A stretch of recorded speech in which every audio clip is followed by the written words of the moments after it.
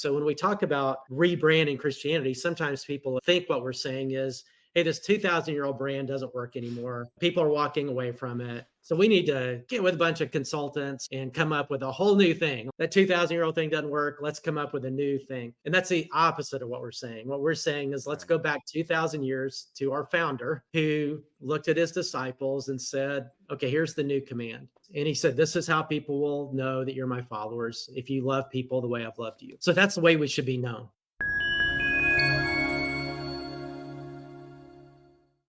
Well, welcome to the Eyes on Jesus podcast with Drew and Tim. We have a special guest with us today, Jeff Jones. Jeff has served as the lead pastor of Chase Oaks Church in Dallas since 2004.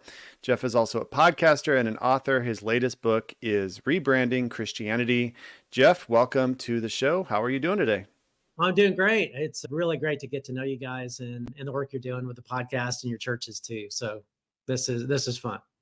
Awesome. Well, help our listeners fill in your bio. Anything else you'd like to add? Info about your family, that kind of stuff. Hey, on my bio. Well, I'm an Alabama guy, so Roll Tide. And I'm passionate there. And I have adult kids who are all in the mountains. So we're a big ski family, mountain bike family. So I live in Dallas, and they let me know once they became adults that, hey, Dad, we love you guys, but we're not going to live in Dallas, and so we go to the mountains a lot and love it up there. We've got family up there. And this time of year in Dallas is just so stinking hot that in about 9 days, not that I'm counting, 9 days, I'll be up there for about 3 weeks. So okay. Nice. Yeah. There you go. Yeah. Tell us a little about your church. Yeah, Chase Oaks Church is a great place. I came to the church pretty disillusioned with church years ago. And so God has used it in my life to kind of win me back over. And then I never thought I'd be, I ended up being the lead pastor of the church. That started about 20 years ago. It's a very externally focused church. We're there for people who don't go to church and to be the hands and feet of Jesus in meeting needs of the community. And so it is a blast. It's interesting being in the Christian subculture in Dallas is a unique subculture. And so we sometimes get branded, we get some friendly fire every now and then for just being a church that's focused on not church people, but that's okay. I love it. It's a very forward-leaning group of people who just want to say, hey, let's be all of who God calls us to be in this community, and let's go. So I love what I do. That's awesome. That's great. Tell us about your book, Rebranding Christianity. Give us like the Cliff Notes version, if you will, or the elevator pitch, and we'll dive into some details after that. Yeah. So Rebranding Christianity is really just in response to the perception of Christianity outside of Christianity. So we're known, and we'll talk a little bit about what the brand is supposed to be, but we're known as the opposite of our brand. And we don't have to guess that. There's all kinds, whether it's Pew or Gallup or Barna or whatever, we know how Christians are viewed, and anecdotally too. And we become repulsive to a culture that we're called to reach. And I think a lot of Christians, it's easy to be defensive about that and think, oh, it's just unfair. We're treated unfairly by the media and so on. And of course, that's going to happen. But I believe Jesus gave us the responsibility to manage the brand. He said, this is how people will know you're my followers. If we're not known for that, it's on us to say, okay, we've got a problem. And it's not just a perception problem. I think it's also a product problem. Like there's been so much mission drift from who we're called to be that we need to own that, and we need to recapture that so that we can recapture a generation that we're in danger of losing or maybe are losing. Yeah. The stakes are high. Yeah, they are. And so that's what it's about. It's just, hey, this is happening. It's on my watch. I'm a pastor, and I can't just sit back and watch that. We need to recapture the brand and hopefully be a much more compelling force for good, an irresistible force for good in the world again. Yeah. And there's so many variations of Christianity in the church, the way it looks. But I mean, if you were to say like, this is the brand, this is what, if you ask an unbeliever, this is what the church is, what do you think? Or have you asked people like, how would they classify what the brand of Christianity is, which I'm guessing is hard to narrow down. Yeah. If you don't have to guess about how people view us as Christians. So In fact, if you're having a really great day and you want to ruin it, like let's say you're really feeling great and you want to get depressed, all you have to do is just Google, Gen Z and Christianity or millennials and Christianity, and you'll see the data and you'll see the departure and you'll see the perceptions. And it's, I mean, in my lifetime, Christianity has gone from being admired to tolerated to canceled to now being seen as just repulsive. I mean, beyond canceled. And, the words they use are, arrogant, mean, pushy, bigoted, that kind of thing. I mean, just from a statistical perspective, there's so many, but I'll just share one. Is that Gallup did a study back in 2001 of people in what would now be the Gen Z age group. Of course, then it was not Gen Z. It would have been, I don't know, maybe Gen X or something. But they asked that, 18 to 25-year-old age group is what they were focused on, their view of Christianity. And even those outside of Christianity, mostly had a positive view of Christianity. 67% basically said, "Hey, I may not be a Christian, but Christianity is a good thing. I mean, they do good stuff, and I'm glad those people are there." And then in 2021, 20 years later, they did the same study. Not different people, but same age group, right? So now it's Gen Z. Yeah. And only 37% had a positive view of Christianity of that generation, including Christian. So Christian, non-Christian, but 37%. And which is only 1% more than the amount who claim to be Christians. So Wow. basically, if you don't claim to be a Christian, then you believe Christianity is a negative force in the world and a terrible thing, and the world would be better without it. Mm. So that's just reality. That's where we're at, and you've probably heard about the great de-churching, right? And 40 million Americans have moved away from Christianity who are Christians. Well, that's massive. And Yeah. Yeah. so, if we were a company and that was happening to our perception and market share, it would be calamitous. It'd be Yeah. disastrous. We're way more important than that, so it's something that we've got to really take seriously and say, okay, let's figure out what's happened and let's get back on track. Yeah.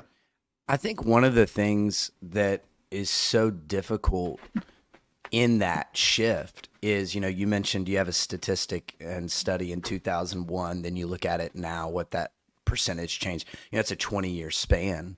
And we've seen people slowly drift from essentially a good view of Christians and Christianity and wanting to go to church. And now I feel like everyone's trying to figure out this, antidote. Everybody's trying to figure out this way, this cure to bring everybody back.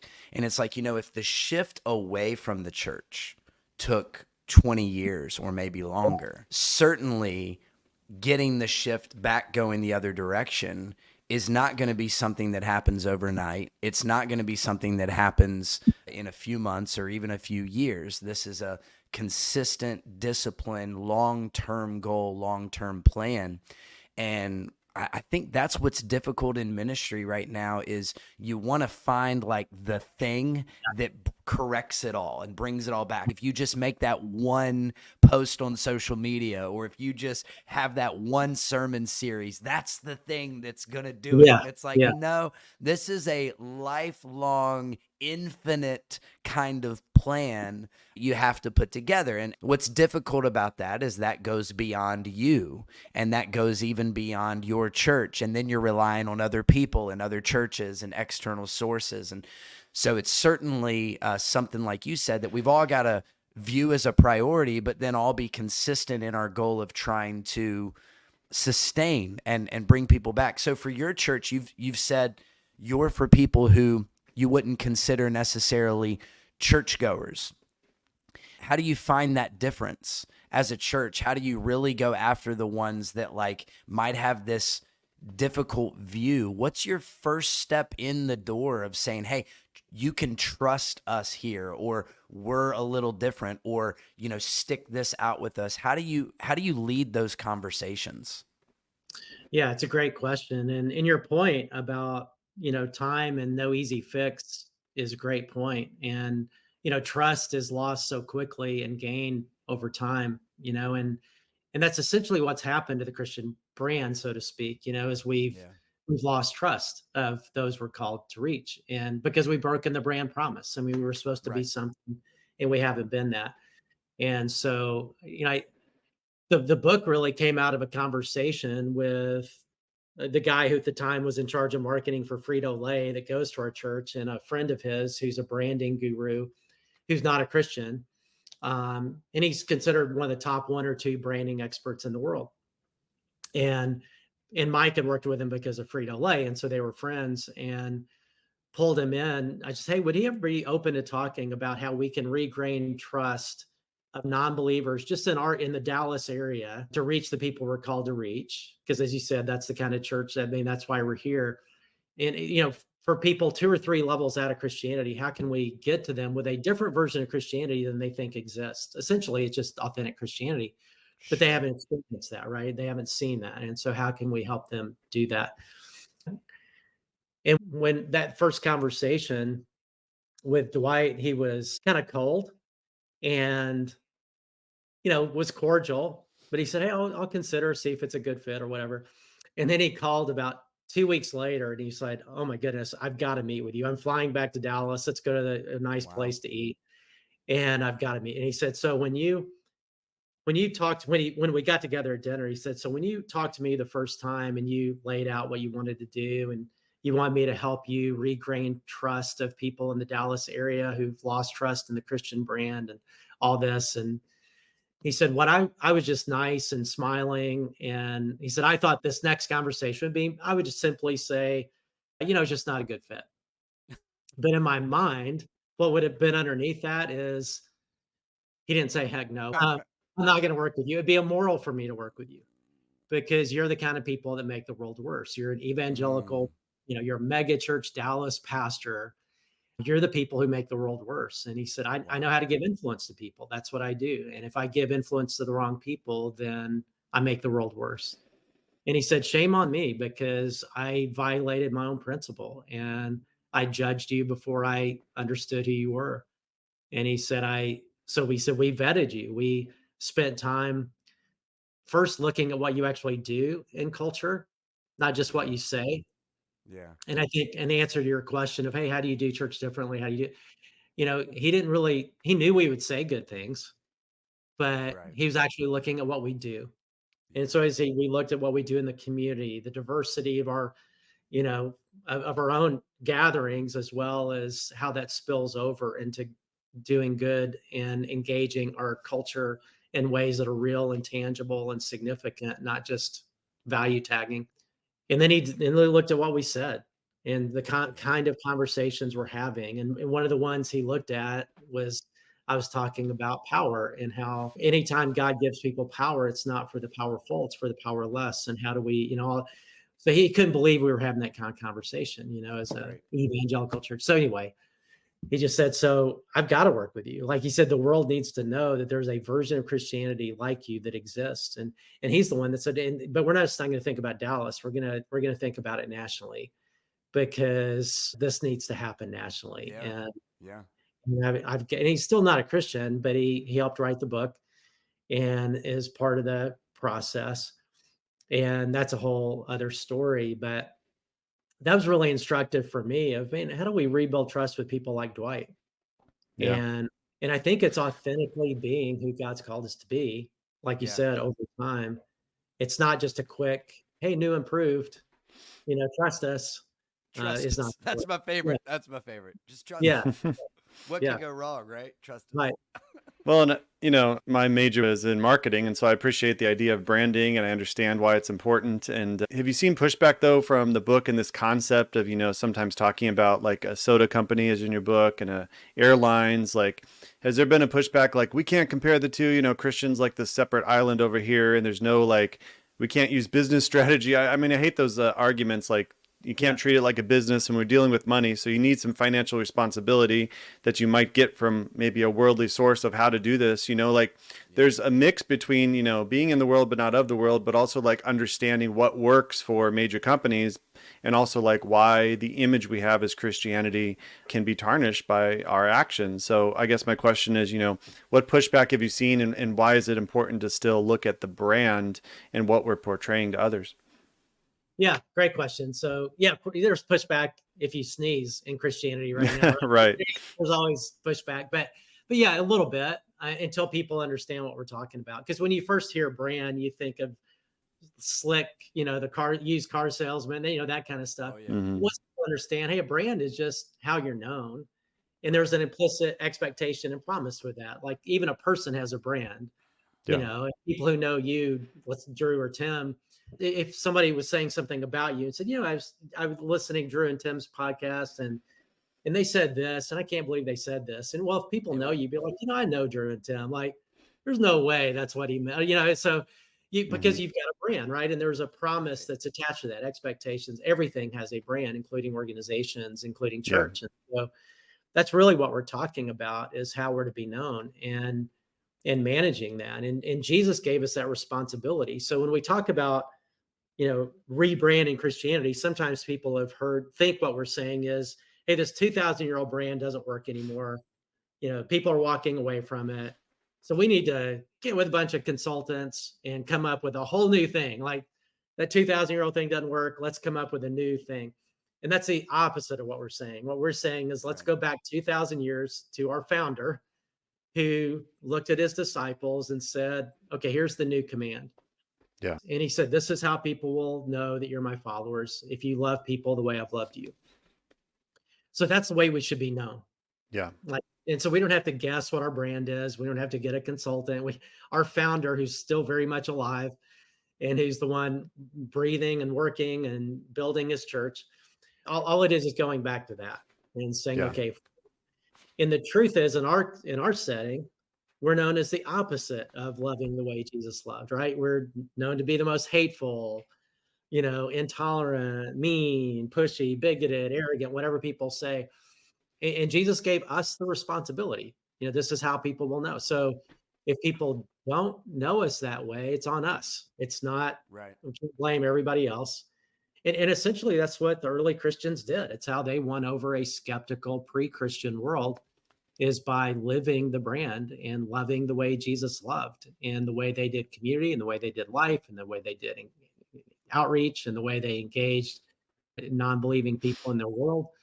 And therefore, let's learn all we can from the New Testament to do that again in Yeah. a post-Christian world, not a pre-Christian world, but the same level of skepticism. Yeah. And Drew and I just did an episode on rebranding our personal brand, and he rebranded his church to Yes Church from Revolution Church, right? And so we had a whole episode on that. And so we understand the importance of rebranding and when is it time, and not just to do it because it's, quote, a good idea, but actually a purpose and a vision behind it. And I think what you said, going back to the early church, what did they do? They weren't even known as Christians. They were known as followers of the way, but they were known by their fruit. The Romans would put people outside the walls that were, not useful to society, and the Christians would take them in. Like they brought everything they had together and they distributed among the poor and the needy and the widows and the orphans. And it wasn't to try to, create this brand in order to overthrow Rome. They just did it because it was what they were commanded to do. And that's why they grew, because of not only the signs and wonders and the power of the Holy Spirit, but also the love that they were showing. And that's why we have Christianity today, is because it was people that took this. But then just a simple look at church history. I mean, you look at Constantine, who used it for his advantage. You look at the Crusades, you look at the Roman Catholic Church and their abuses of it. I mean, there is this tarnishment upon this brand, if you will, upon this thing that was meant to be pure and meant to be, the ambassadors of Jesus, looking like Jesus, right? And so we have to deal with 2,000 years of kind of a mess, right? Yeah, there's always mission drift. And, the Crusades, obviously a major, all the things that you mentioned, but same in our culture too. It's people who think they're doing the right thing by drifting away from that brand, by drifting away from that mission. The Crusaders thought they were doing the right thing by slaughtering lots of people, Yeah. and I was just reading about one in John Gibson's book. He's got an illustration, Bullies and Saints, of in 1099 in July, there was a worship service. I think it was July 18th or something like that. And what they were celebrating was what happened the day before. 10,000 crusaders. There was a much smaller group of Muslims who were holding Jerusalem. They crash into the walls of Jerusalem the day before. They get to the Temple Mount. They estimate anywhere from 5,000 to 20,000, mainly elderly, children, women, who were huddled, not the soldiers, but huddled on top, praying for mercy, and they got none. The Crusaders, all hyped up, killed every one of them, as much as 20,000 people. So much so that blood had filled the Temple Mount and was Mm. spilling. And the next day they celebrate their incredible victory as a victory for Jesus and all of that. Well, that's obviously a way extreme version of mission drift, right? But they thought they were doing the right thing. So in our culture, we've had lots of mission drift away from the basic identity that Jesus said, this is who you are, this is who you'll be. Politicization of Christianity, or the culture wars and the entering into us against them kind of vitriol and all the stuff that we've done. And some Christians are doubling down on that as we speak, right? And thinking they're doing the right thing and doing tremendous harm to the cause of Christ in the process. I do think we have to be honest about, hey, we have drifted. We're not who we're called to be. And we're not going to do that anymore. Yeah. We're going to live the way of Jesus, and we're going to be who Jesus called us to be. Our culture is so hungry for it, is the thing. I mean, we're such a polarized, divided culture. Everybody hates it. Nobody knows what to do about it. I don't think there's ever been a better time for Christians to just show a better way and, win over a skeptical world. Yeah. It's different when you have a major corporation, let's say Coca-Cola, right? And they have this idea like, okay, let's rebrand. It's simple at that point because you need a few people on board. You need the board of directors on board, right? And then you can make those decisions.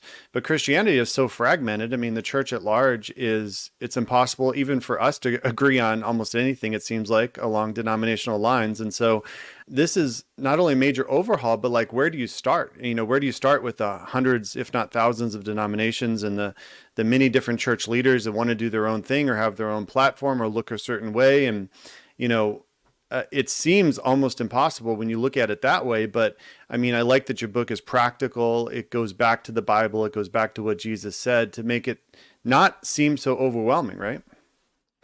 Yeah, it is tricky, like you said, and in fact, I was just a few months ago, was in meetings, and we had a follow-up last week with the World Evangelical Alliance and they represent, hundreds of millions of Christians around the world. And the National Association of Evangelicals is in that's the US version. So they were there. And what we were talking about, what they wanted to talk about is, can the word evangelical be saved? It's been so tarnished. Can it be saved? And should we even try? Well, for them, it's a big deal because they really steward the name evangelical. Yeah. For me as a pastor, I don't really care, as much, but they do. And there's a lot of heritage to that name and legacy to that name. And around the world, evangelical is largely a positive thing. That's what the director of the WA said, is, hey, this is a American conversation. Just so you know, you're not speaking for the world, because around the world, evangelical means these are people who do really good things when things are going bad. In America, it means something totally different. So you've ruined it. We haven't. Yep. So you can use it or not, but we're going to use it. Like, we haven't tarnished the brand. But one of the things that came up is exactly what you said is, well, how can we even do this? Because evangelical is such a broad swath. It means so many things, but who speaks for evangelicals and who could actually even do that? It's so fragmented. So I think it's a great question. And the good news, and this is what I'm seeing, is that even though it's not tight like Frito-Lay or PepsiCo or a company with a board and a structure, we do have a living CEO and founder, Jesus, who is at the core of the movement even today. And he's the one who's building his church. And what I see happening, and this is what's really encouraging to me, is I see him at work in the wider church. And so there's lots of conversations like the one that we're having right now, and in the whole swath of Christianity, and I've been exposed to a lot broader spectrum of Christianity in this project than I ever thought I would be exposed to. And what I'm seeing, I would consider a movement of God. And as a pastor, I'm too quick to use words like movement and that kind of stuff because it's like fun and inspiring. So now I've learned over the years to be really careful with that word. This is a movement of God, right? And, well, I don't know, And so, But to me, how do you know it's something is a movement of God? Well, if different people who are not speaking to each other in Christianity, so they're not speaking to each other, they're not listening to the same things, talking to the same people and all that, are starting to say the exact same thing, Yeah. that tells me God's at work. And Hmm. that's what I see in this conversation, whether you call it rebranding or whatever it is, of saying, Yeah. hey, we're way off of who we're called to be. And let's get back to this basic idea that Jesus gave us 2,000 years ago. This is how people will Yeah. know you're my followers. Hmm. Let's simplify, just get back on mission and that's happening all over the place with different wordings here and there, different things. And certainly the emerging generation is there. And they just don't have the same hangups that my generation, for example, had. You guys are younger than me, but and so it's really cool to see the founder of Christianity and the existing CEO of Christianity caring about America still. And I think bringing correction, and that's what always happens in church history, right? You go through this mission drift, and then there's a correction that happens. Yeah. People kind of get back on it, and I think we're in the middle of that. And what that means is there's sort of an evangelical split. So you've got people who are much more open to that and are seeing the problem and saying, "Man, let's get back on track." And then you've got the mission drift people, like in Jesus' day, the Pharisees or whatever, but who are doubling down on the politicization of Christianity, or doubling down on culture wars, doubling down on the us versus them and all this kind of stuff, and appealing to fear of what's happening in our culture and all that. And fear creates fight or flight, and that's what's Hmm. happening. So it's actually growing. Like there's churches that are growing really rapidly built around that fear and what I would call mission drift. And Hmm. I think it will grow temporarily. It's like a roll boat. It'll dissolve, but it's not going to pass to the next generation well. So I think we're seeing two things. We're living in interesting times because you've got people doubling Yeah. down on the mission drift, as well as people waking up to the mission drift and God bringing correction. Yeah. I was kind of going to move us to more into that. I feel like what you just described is the tension that every church leader is trying to discover, figure out, and put into motion all at the same time. So I'm with you. I do think we're in the middle of a movement. I'm seeing all across the country lead pastors, executive pastors diving into who do we really need to be? Let's get back to the basics. Let's really make sure at the end of the day that we are biblical. Let's make sure at the end of the day that we really are loving people. Let's make sure at the end of the day that we don't just talk it, but that we show it, right? I think all of that is so critical. And I absolutely love that everybody's going through that wrestling process of who do we need to be and who has Jesus called us to be. At the same time, when we market a word like love, when we try to build a word like trust with people, and the way that we do that is we're consistent in how we love. How do we, because, love means different things at different churches, like you said. If I say love, sometimes that comes with conditions at churches. And when I Right. say love at other churches, it just means love. And so it's just different. It's just different in where you go. So how do you as a church, as a leader, how do you say, hey, we're not just going to love, but I want to make sure the community knows that we believe in this, that we are about this. And so we want to make sure that digitally we're showing this, like through social media, like how do we market that? How do we put that we love on the front lines? And then also, like, how does that carry through to each element of even like Sunday mornings? Like when it comes to what you speak from stage, when it comes to your guest experience team, when a first time guest walks through the door, how do you encapsulate that word love, and then in all the different facets go, yeah, this is what's going to be at the forefront? That seems like such a challenge. I appreciate what Jesus said on the external thing. He said, let your light shine before others, that they see your good works and glorify our Father in heaven. So one answer to that question with a wider community is good works that people can see, so that even people who don't know God glorify him anyway. So there's a lot there. So one, it's what are good works, and I think that's the product. And then people can see that's awareness. the product, what are genuine good works that Jesus is talking about? I think making sure that our churches are expressing the love of God in tangible, real, substantive good works in the community that people can actually see that, man, our community is way better because of the existence of this church and the Mm, community. So glad they're here. yeah. Yeah. And I wouldn't want to live in this community without them. I mean, who's that welcoming? Who's that diverse? Who's that sacrificial?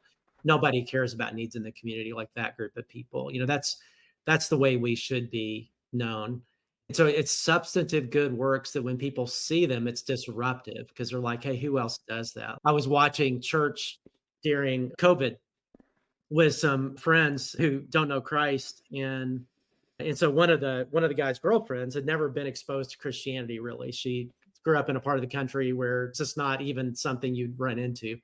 Mhm. And she had a very dim view of Christianity, but her boyfriend is a friend of mine. And so he knows about, they live in another state, but they started watching church online. And she was fascinated because she had no idea that there was a version of Christianity like you or us. So we were watching, our whole family was there. So there were 8 of us and then this couple. And so she's got the clickers, we're watching online church. And so during the announcements, when the announcements came on, those of us who were already Christians did what you're supposed to do, and that is not pay attention because they're announcements.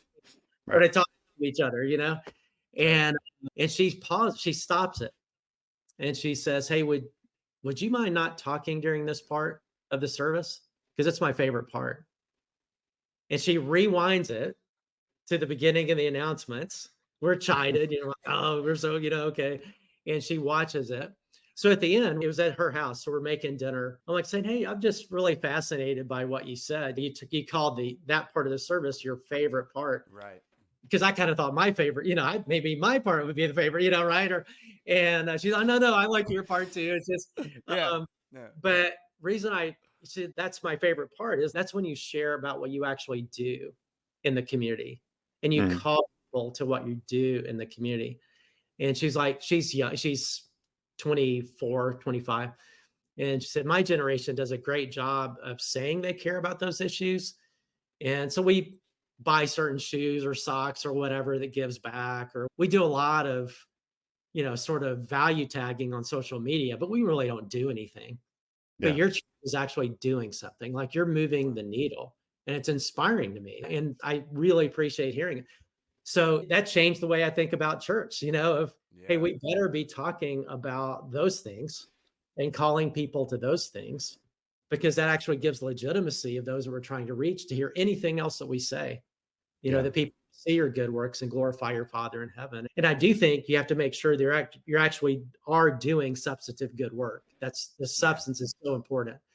But then after that is the awareness, and how do we grow awareness? And we've chosen to be really proactive about that. So we decided to hire 2 branding agencies or 2 local marketing branding PR agencies to help us in the Dallas area, help grow awareness of what is happening in the Sure. community through our church.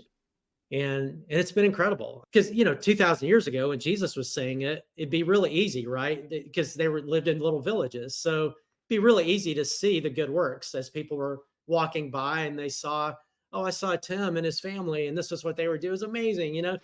But now that's not the way awareness grows. So we have media, No. right? We have social Yeah. media, we have earned media, TV and radio and all that, and those are gettable if we're intentional about how we use that. So we have people who focus on external marketing. And what I found is that all of us have people in our churches that do this for a living, and they're wondering why we've never asked them to help them. Mhm. 'Cause they love what our churches do, and they see what our churches do, and they wonder, why don't you use media better? Like why not think PR? Why not use social media much more intentionally? Why not use the wider Yeah. media? Media are looking for stories to tell, and we act like we don't have anything to say. I've engaged a team of media people and PR people and communications people in our church that I could never afford to pay them. They're way too expensive for me, but they do it free, because they love it, right? And they Yeah. consider it a peak of what they get to be involved in. They're so thankful that they do that. And so I think whether you've got a budget for marketing and communications in a church or not, it doesn't matter. You've got some of the best people in the world right there in your church that are just waiting to be asked to help. Yeah. And that's where people are at. They're online, and go where the people are. Don't just, sequester in your little box of a church with just the people that believe in Jesus. Like, we're called to go. That's part of the Great Commission. And that's what we often find missing, is the fact that, yeah, it's about the gospel, but it's about love, and love and the gospel go hand in hand. And Drew and I did an episode on, do we just preach the gospel? Because that's oftentimes what people say, is when you're loving somebody, they see the love, but then you don't actually tell them the whole gospel message. And oftentimes they think that's invalidated. And that's not true. Like, if you go pray for somebody, they're like, you let God deal with them after the fact. You plant the seeds and let God do what he wants with the fruit. And so it's not that we ignore the gospel, but we have to do all things in love. Otherwise, if we just do our works, we're filthy rags, clinging cymbals without love, as the Bible says. And I think a good analogy, at least for me in my business mind to think about it as we talk about brands, is the fact that when you think about all the different churches out there, we're like, yeah, but this denomination, but this does this. We understand that as pastors, but people talk about the church at large. I left the church. The church hurt me, right? And we know they're talking about a specific leader, specific place and time, specific church in a physical location, but they're using it as the entire church. And so when we talk about the brand, we're all being impacted by the people that are not representing it well, because someone is not going to be close to God now because of someone's abuse or someone's hurt or someone that didn't love them. And it's no different than like a franchise, right? If you have a well-known brand and you're going to franchise it out to thousands of locations, you're going to have a different experience in every franchise because the owner might choose to do it a little differently. Or think about it this way. I worked at a major retailer for many, many years. And if I have, let's say, 100 people in my store, but anyone can come and grab a shirt and a name badge that doesn't go through orientation, that doesn't go through my training, and they can go represent my company anywhere and look like they belong there, they're doing me a disservice. And I think when we have anybody that can claim the name Christian without the Holy Spirit actually giving them a new covenant heart, they're doing a disservice to the brand. And that's nothing that we can stop, other than to caution people that just because someone claims to be a Christian, or just because someone has a platform, or just because someone has a church, that does not mean that they are going to be showing the love of Jesus or looking like Jesus. And we've seen that time and time again, and that's how people get hurt. Yeah. Yeah. Well said. And I think because of that, I think we need to be honest and own it. Like if you know the Nehemiah story, when he prays before going and rebuilding the walls, and he gives this confessional prayer of who they become and who they are, he owns it as a whole community, the sin. He doesn't say, well, God, I'm good, but and so I think the same way, I think we need to be just as honest and confessional with people in our culture that, hey, we have not been who Jesus has called us to be. Sorry. Yeah.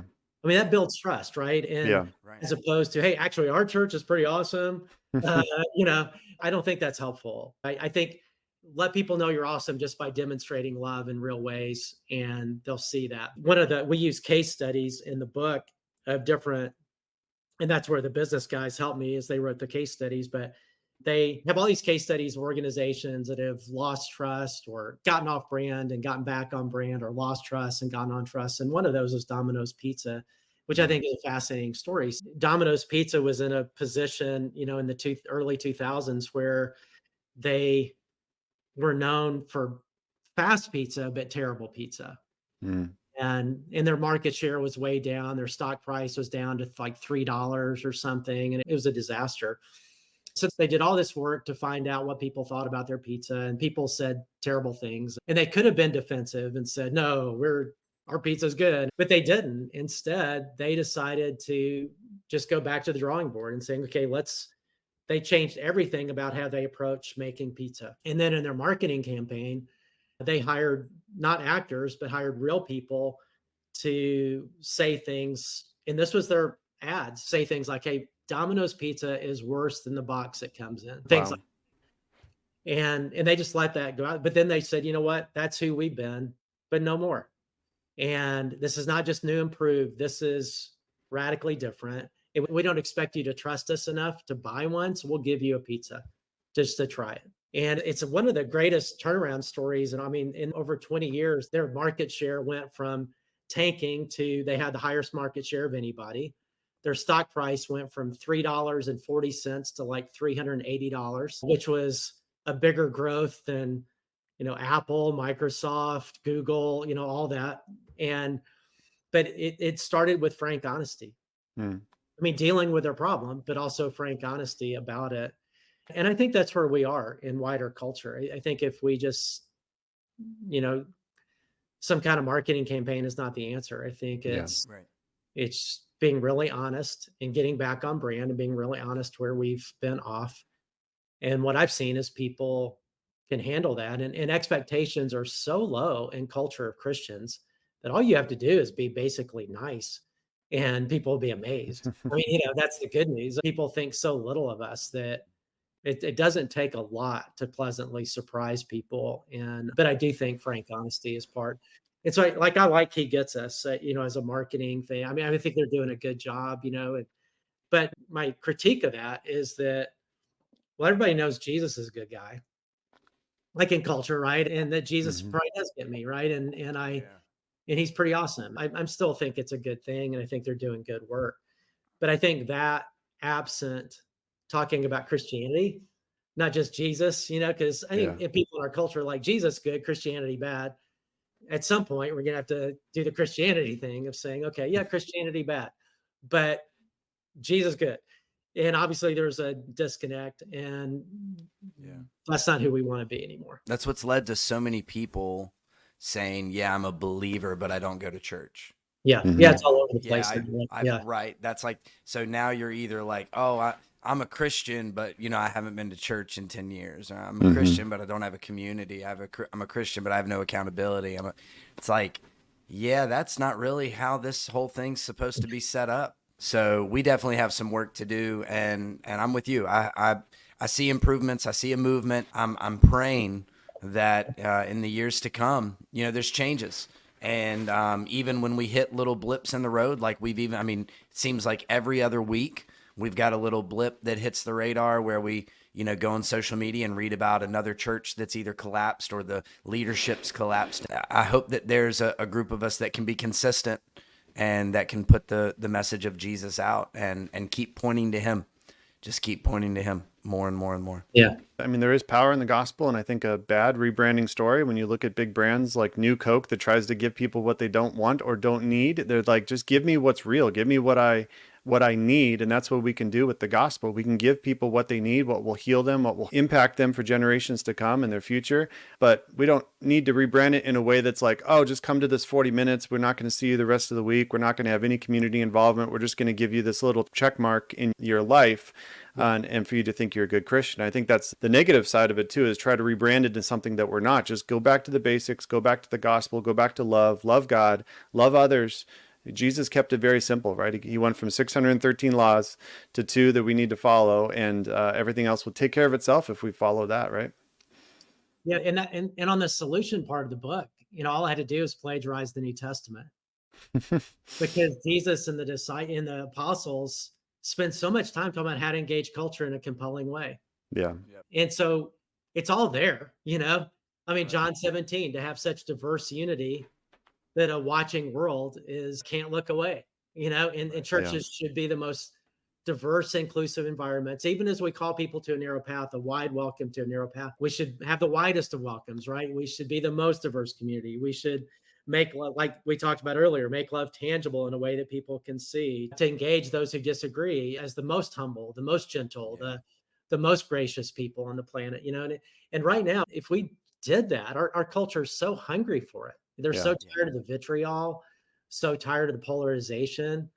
I believe our culture is ripe for the church simply to be the church as the New Testament calls us to be, in a way Yeah. that really compelling. Dwight, that I mentioned earlier, who's the branding guy who's not a Christian, is really interesting because he summarizes the Christian brand.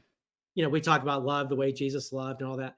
And he said, my summary of the Christian brand is grace. That's what makes Christianity unique. Mm-hmm. And there's no other system of thought. There's no other organization. There's no other anything that has grace as its center.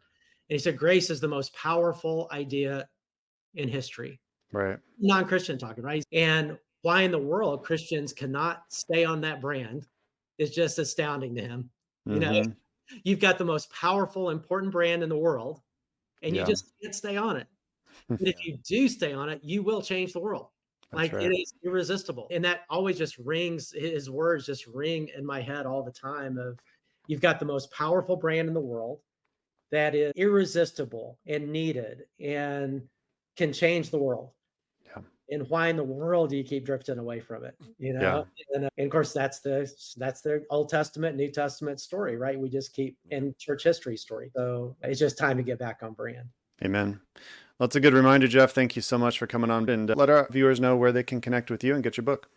Yeah, so rebrandingchristianity.org is a great place to start. We have a Rebranding Christianity podcast where we are doing what you're doing. We're talking with practitioners and different people to help us think more deeply and also do better.